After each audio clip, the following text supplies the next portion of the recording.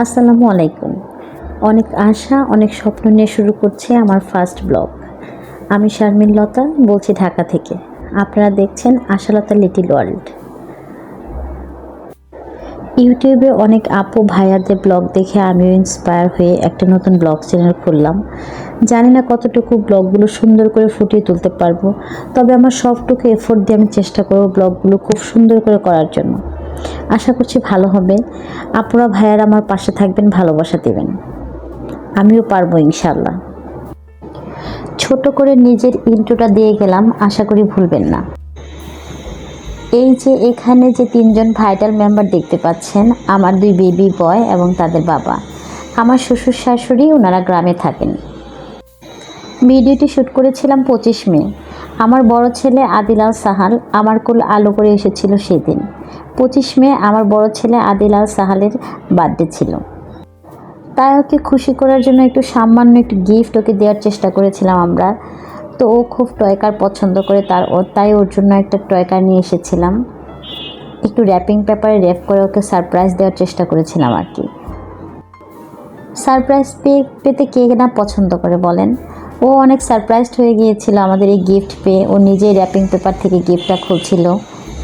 আর আমার ওই যে কুট্টু পুট্টু ছোটো ছেলে দেখতে পাচ্ছেন, ও কিছু বুঝতে পারতেছে না ঠিকই, কিন্তু ও বোঝার চেষ্টা করতেছে কিছু একটা অন্যরকম। তাই ও খুব অবাক হয়ে এটা দেখতেছিল।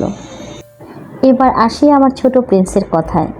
2023 সালের 16 সেপ্টেম্বর মহান আল্লাহ তাআলা আমাকে আরও একটি উপহার দেন। সেটা হচ্ছে আমার ছোট ছেলে। আলহামদুলিল্লাহ, আমি 2 পুত্র সন্তানের জননী। মহান আল্লাহ তাআলা আমাকে যে 2টা জ্যান্ত পুতুল উপহার দিয়েছেন, এই 2টা পুতুল দিয়ে খেলতে খেলতে আমার কখন থেকে যে সকাল গড়িয়ে সন্ধ্যা হয়ে যায় আমি নিজেই বুঝতে পারি না। তবে সেখানে অনেক বেশি টায়ার্ডনেস থাকলেও সেখানে থাকে আবার অনেক বেশি সুখ, অনেক বেশি ভালোবাসা, অনেক বেশি আনন্দ। এই আনন্দ তারা উপভোগ করতে পারে যারা কিনা মা হয়েছেন। আসলে ওর বার্থডেতে কখনোই আমরা ওরকম কেক এনে ঘটা করে বার্থডে পালন করা হয় নাই।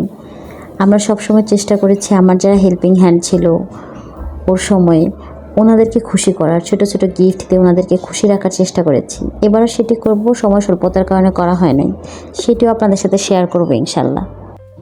আমি ওর বার্থডেতে ওর পছন্দের খাবারগুলো রান্না করেছিলাম, যেমন চাইনিজ ভেজিটেবল, চিলি চিকেন এবং ফ্রায়েড রাইস। ও এই খাবারগুলো খেতে অনেক বেশি পছন্দ করে, তাই ওর পছন্দ অনুযায়ী রান্না করেছিলাম। এই রেসিপিগুলো যদি দেখতে চান তাহলে অবশ্যই কমেন্ট বক্সে জানাবেন। আমি আমার রান্নার চ্যানেল আশালতা রান্নাঘরে শেয়ার করার চেষ্টা করবো ইনশাআল্লাহ। রান্নাগুলো তো অনেক মজা হয়েছিল। আমি ওকে খুব সাজিয়ে গুছিয়ে ঘটা করে ওর সামনে আমি খাবারগুলো দিয়েছিলাম। সাহালকে খাবারগুলো দিয়ে আমি বারবারই প্রশ্ন করতেছিলাম, বাবা খাবারগুলো কেমন হয়েছে? ও বারবারই বলতেছিল, আম্মু খাবার অনেক মজা হয়েছে, অনেক ইয়ামি হয়েছে। আসলে শুধু ওর বেলায় না, এটা পৃথিবীর সব সন্তানের বেলায়। আমার কাছে যেহেতু আমার মায়ের রান্না পৃথিবীর সব থেকে সেরা রান্না, ওর ক্ষেত্রেও সেটাই। ওর কাছে ওর মায়ের রান্না পৃথিবীর সব থেকে সেরা রান্না। এটা সব সন্তানের বেলায় হয়, মায়ের হাতের রান্নাই পৃথিবীর সব থেকে সেরা রান্না। এভাবে দিন, মাস, বছর পেরিয়ে আরেকটা নতুন বছর আসবে। এই ছোট ছোট স্মৃতিগুলোই রয়ে যাবে সুখ হয়ে। সাহালকে খাবারগুলো খাইয়ে আমি আমার রান্নার চ্যানেলের জন্য ভিডিও শ্যুট করতে ব্যস্ত হয়ে পড়েছিলাম। এই ভিডিওটা যদি দেখতে চান তাহলে অবশ্যই চলে যাবেন আশালতা রান্নাঘরে। তো আজ এ পর্যন্তই। আস্তে আস্তে আমার ভিডিও শেষ প্রান্তে আমি চলে এসেছি। ভালো লাগলে অবশ্যই লাইক করবেন, কমেন্টস করবেন আর আমার পাশে থাকবেন। নতুন হিসেবে আমি আপ্রাণ চেষ্টা করব ব্লগগুলো খুব সুন্দর করে ফুটিয়ে তোলার জন্য। আবার নতুন কোনো ব্লগে দেখা হবে ইনশাল্লাহ। সে পর্যন্ত ভালো থাকবেন, সুস্থ থাকবেন, আমার আর আমার পরিবারের জন্য দোয়া করবেন। বিদায় নিচ্ছি। আল্লাহ হাফেজ। আসসালামু আলাইকুম।